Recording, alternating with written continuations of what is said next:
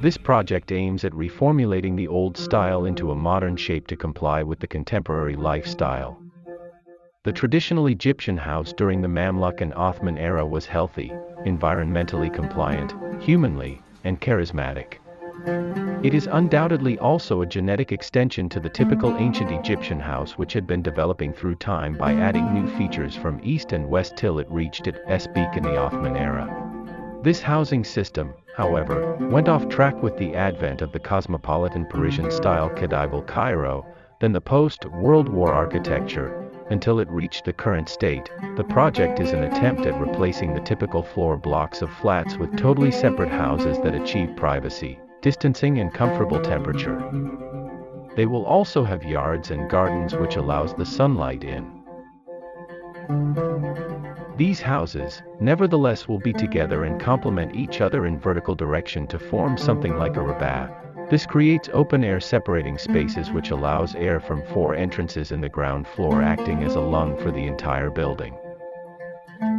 There are significant sustainability features of the project, which contributes to United Nations 2030 agenda, especially in the Middle Eastern context and Egyptian one. The sustainability features include energy, water, waste, and innovation. Prevailing wind enters Al Rabaa from the north direction. Consequently, ventilating Al Rabaa from the inside, then the wind is sucked from the opposite direction, extracting it from the building. Dependence on solar power sources with all MEP and structural requirements.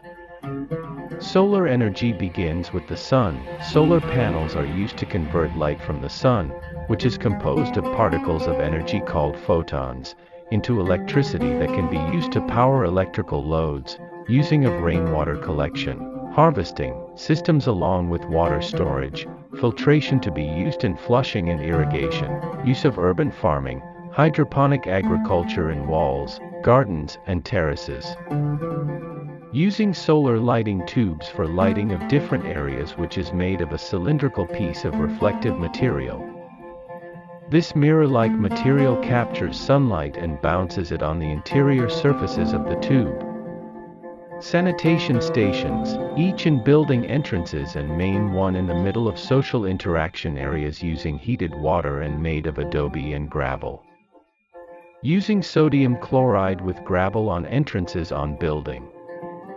Alternatively, using FN nano paints on walls and ceilings.